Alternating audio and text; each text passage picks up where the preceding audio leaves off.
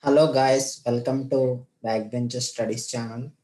In the last class, we discussed the Routh-Harvey stability criteria.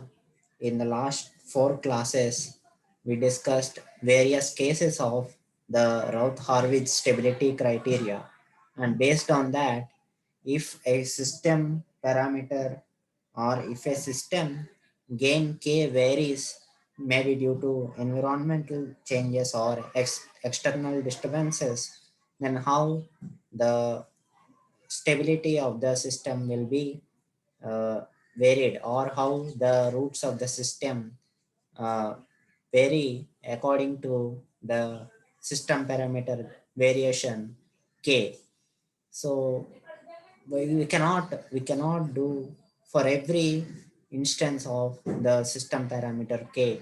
Let us say, for example, for one instance, for one environmental conditions and for one external disturbances, if our system parameter k is 1 and its value changes for other, so we need to we need to substitute that value of system parameter k, which is dependent on the external conditions and external disturbances. We need to submit all of these values, and we need to do the Harvey's criteria, and based on that we should comment about the stability of the system. That is a very complicated task, right? So to overcome the situation, we have what is called as root locus plots. So root locus plots are actually how the roots of this characteristic equation, uh, how they how they move as the system parameter k varies, or as the gain k varies. So if we take an open loop transfer function with poles p1 and p2 and so on open loop poles, then the closed loop transfer function will be kgh kgs by 1 plus k or gs. So this denominator polynomial in the transfer function is what we call it as the characteristic equation of of the system. So 1 plus k times g times h is the this denominator polynomial over here in the overall transfer function of closed loop system. So this is T of S for closed loop system, and these are the closed loop poles. So yeah, if so, this 1 plus k times gs is what is equal to 0 is what we call it as the characteristic equation of the closed loop system, or of the closed loop transfer function. So if we move this one over this side, then what we have is k times gs is equal to minus 1 plus j0. If we assume that k times gs is a complex number, then we can write this minus 1 as a complex number. So if we take the modulus or magnitude of this complex number on both sides, then what we have is the modulus of k times gs is equal to 1. And this phi, if we take the angle of this k times gs, then if we take tan inverse of 0 by minus 1, that will be tan inverse of 0, and tan inverse of 0 will be for 0, tan will be 0 for every odd multiple of the pi 180 degrees.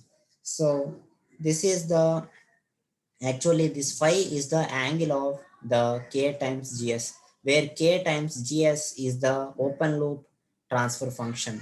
So in one sense we can say, based on the open loop transfer function's magnitude and based on the angle of the the open loop transfer function, we can find out the closed loop transfer function characteristic equation. So essentially these conditions which are over here listed over here are called Evans conditions. So based on these conditions, we plot the how the roots are varying as the gain k varies, or the system parameter varies. So we have some certain rules which we need to follow for the plotting of this root locus. So first coming to rule 1, we have if this gain k is equal to 0. So if we substitute this g of s over here, then modulus of g of s would be modulus of all of this. So if we kind of substitute that and if we equate that with 1, then we are getting k equal to the magnitude of the poles product and divided by magnitudes of 0 product. So for if we need a k equal to 0, we have the s equal to minus pi, which are the poles of the system. So this is essentially saying that the root locus, what is root locus? It is how the roots are going or how the roots are changing as per the variation of k from 0 to infinity. So the root locus starting from k equal to 0, we have, if we have k equal to 0, then we have open loop poles over here. So from this point we can conclude that the root locus starts from open loop poles. If we substitute k equal to infinite, that is 1 by k, if we write, then we have the numerator and denominator interchanged, then we have the zeros over in the numerator, that being equal to 0, then we have the zeros of open loop transfer function. So this is kz tending to infinite means the outer, the last point of the root locus. So this rule 1 stating that the root locus starts from the open loop poles of the transfer function and it ends at the open loop zeros of the transfer function, and it is also saying that it is symmetrical about the real axis. So how? Because every pole or every zero, every pole or every zero, whatever it may be, if it is a complex number, then it is, they are like complex variables like z and z complement as well. So both are present, so they are symmetrical about real axis, no? So the root locus is also symmetrical about real axis. So this is rule 1. So moving on to rule 2.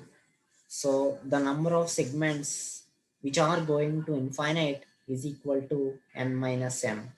So in the last rule, we discussed that uh, the root locus starts from open loop poles and it ends at open loop zeros. So if, if we have, so for a perfect transfer function, we have number of poles n, which is greater than equal, which is greater than number of zeros n over here. So if n is greater than m, then where are the n minus m poles which are root, where are the n minus m branches which are going? So they are going to pole at infinite. So this n minus m segments or branches of root locus are going to infinite. That is what rule 2 is saying us.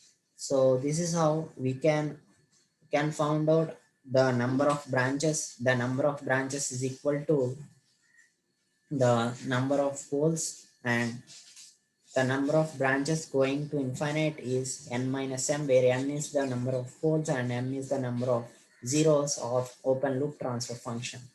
And to moving on to next rule, we have how the whether the rule 3 states that whether a particular point on real axis is on root locus or not.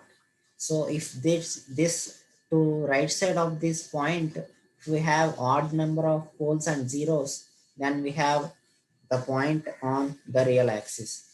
So this is how we can say the rule 3. We'll be discussing this rule in much more detail when we are solving the problem. So this is up to this one.